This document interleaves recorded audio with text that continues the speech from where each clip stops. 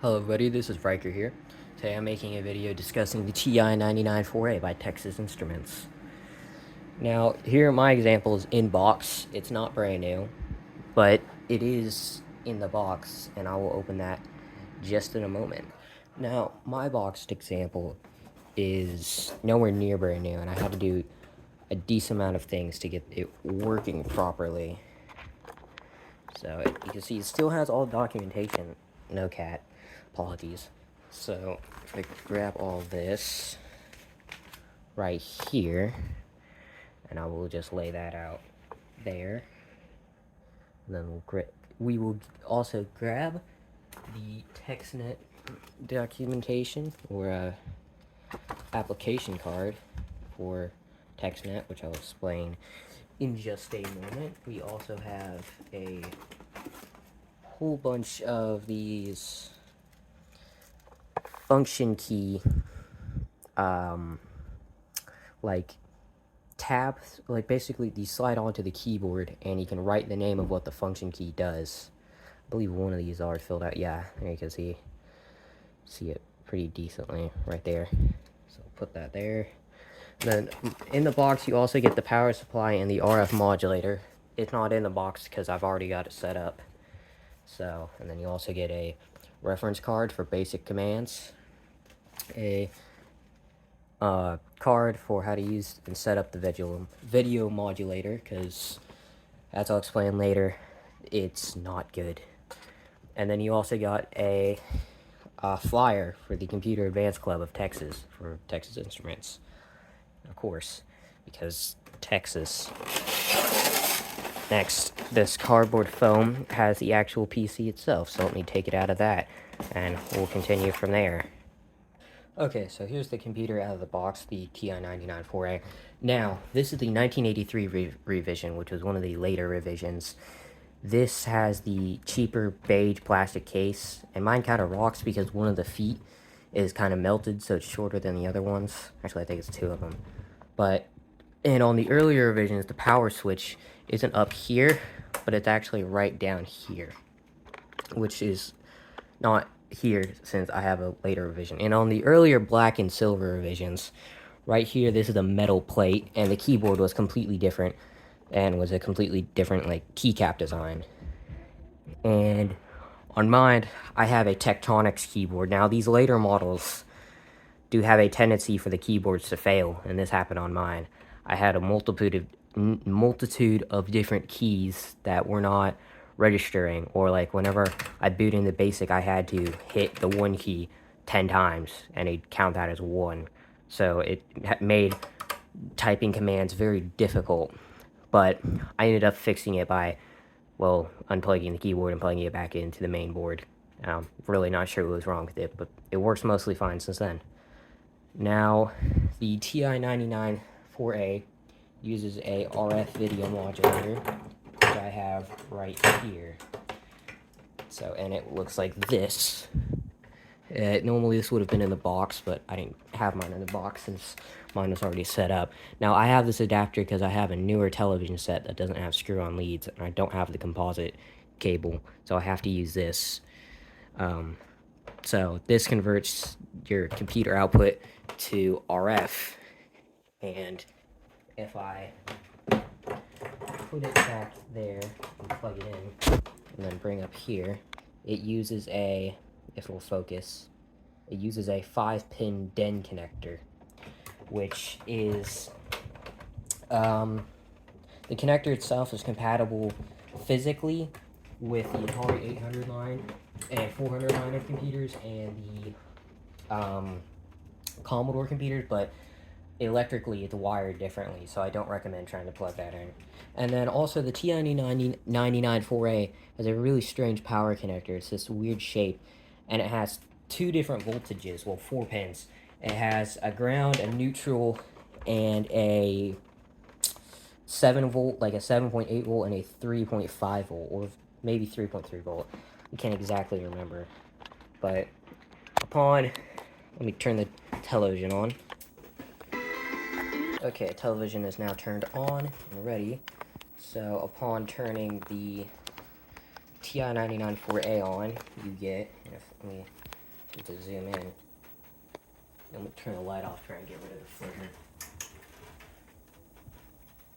flicker. Helped moderately. It's like when upon turning the TI-99 4A on, you get a beep. You can see it is a 1983 kernel, version 2.2, and this does run a version of Microsoft Basic called TI Basic. It's not exactly the same as regular Basic, mostly due to the lack of the peek and poke functions, which really makes the TI-99 not great for Basic, at least when it comes to coding, because there's some far superior machines with more commands, like the peek and poke commands, which are very useful. But we don't have access to those on the TI-99 4A. But anyways, you press 1, or the any key first, you then get another beep, and it brings you to a screen where if you had a cartridge plugged in, it would also show up with the name of the cartridge for a number 2. But I don't have cartridges for this unit, so I'm just going to go to Basic. Now, there's a few things to know. Of course, there's no peek and poke commands. There's also a lot of additional custom commands, which are in the reference book. For instance, I believe buy is one of them, which literally just like shuts off the computer. And then you have all of these, but it is still at the end of the day Basic, so like we can do the obligatory scrolling code. So go 10, print hello, and then 20, go to 10, 30, run. And it'll continue to run for a decent amount of time. Now, an interesting thing about the TI-99 4A is it's technically, like, by technicality, it is a 16-bit computer, not an 8-bit computer. And that is because during the design process, the TI-99 4A was supposed to use an 8-bit CPU, but it proved to be not cost-effective. So instead of continuing to design that CPU, Texas Instruments simply decided to, take, from my understanding, they essentially took a 16-bit CPU and changed a bit of the architecture to function better with that 16-bit CPU. And I believe they used a shift register. I'm not completely sure, though. I'll probably have a follow-up video correcting me if I am wrong. And then, of course, you can press the function and the plus key to restart. So, and then for I/O, you have right here a joystick port, and right here you have another port, which is identical to the joystick port, the 9-pin port, but that is actually for your cassette drive, or your cassette player and recorder, which I don't have. What I do have, though, is a new inbox joystick right here. So this isn't specifically for the TI-99 4A. This is more like just a generic controller, but it's in box, so I figured I'd show it in this video. So you got, of course, the actual controller, which is a 9-pin. I believe it's DB9. If I uncoil it, yeah, DB9 if I am correct. And you also got in the box a bunch of these suction cups that you could use by connecting them to the bottom of these holes. They'd peg in there, and then you could like slam it down on a coffee table and you'd stay. But it's very simple. Plug it in. Literally just take the port, line it up, and plug it in. And boom, you now have a game controller, which is really important because most 8-bit computers didn't use the keyboard for video games. Almost all 8-bit computers needed a joystick, especially like the VIC-20 and the C64. You had to have a joystick to play games. Because WASD wasn't a thing, you didn't use the WASD, and there's no arrow keys here. You have ED or ESDX for some reason, which makes you put your fingers in a really uncomfortable position. But that's another really annoying thing about this computer. Because of the shape and where they put the cartridge connector, it's not a full-sized keyboard. And so you have to use a lot of strange key combinations. Like, there's no backspace.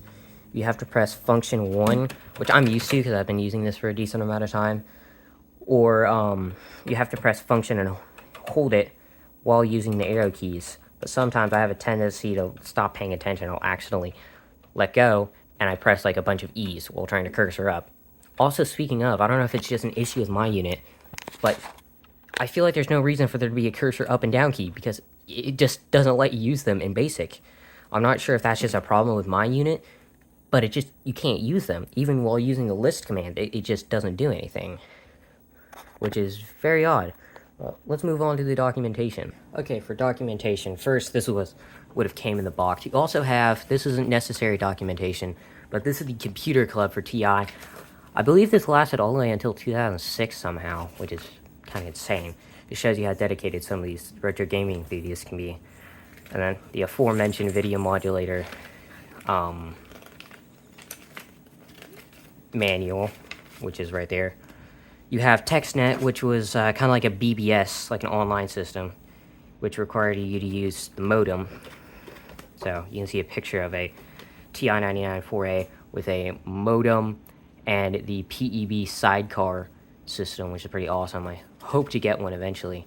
And you could mail this in. I believe not only could you mail it in to apply and join for TextNet, and they like just bill it to your billing address, but I believe you could also buy TI-99 4A parts through TextNet, if I remember correctly.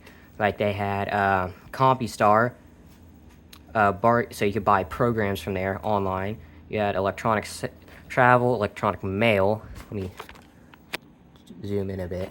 You had Legislate, tracking of bills, management, commodity, educational program, consumer aid, sports news, UPIs, where else? There was also a market somewhere in here that I had listed.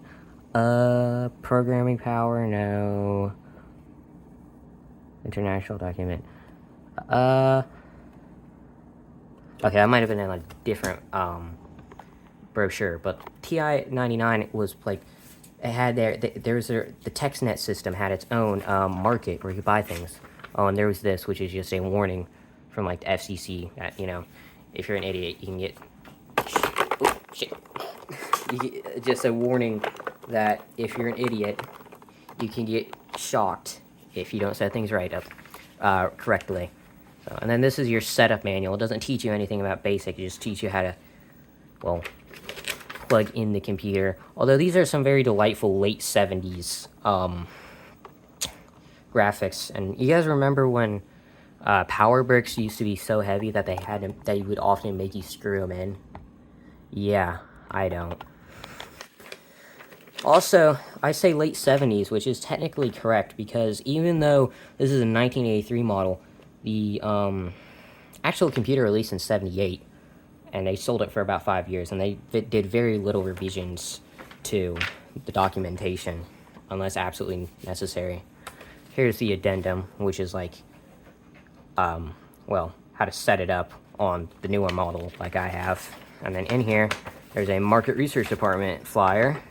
So, well, as you can probably guess, it's from marketing research. So, put that aside, and then you also have a business reply card, which is, well, just that, a business reply card. You have the second addendum paperwork. I believe this is for software bugs, if I remember correctly, from reading this over. Yeah, and function keys and whatnot. God damn it, cat.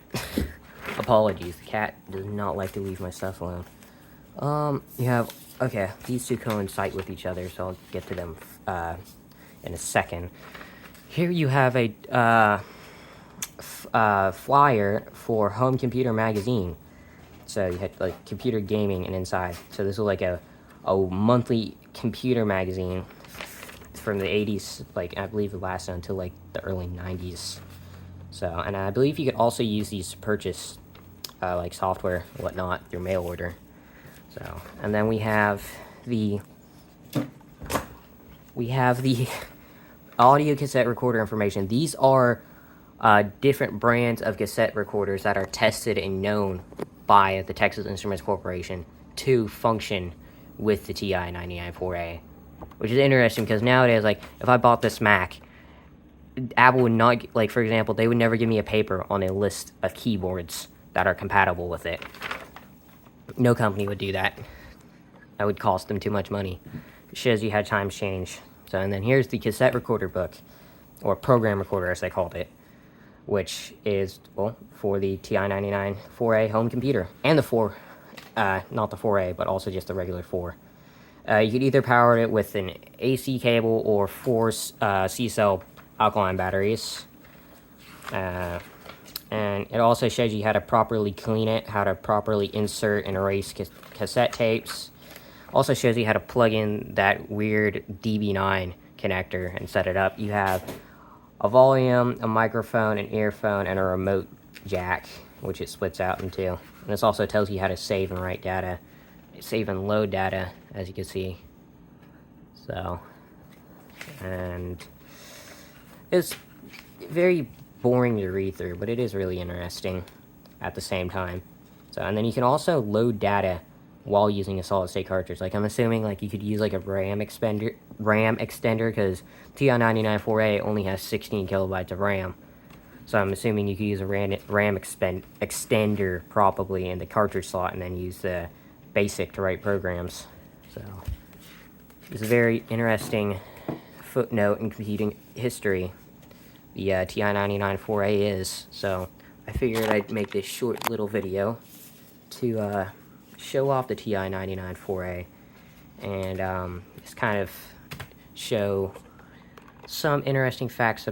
Oh yes, and one last thing before we go, I wanted to mention, because I completely forgot, these, the way they worked was you could right here, like these, you could insert them here, and they just kind of stick on their own.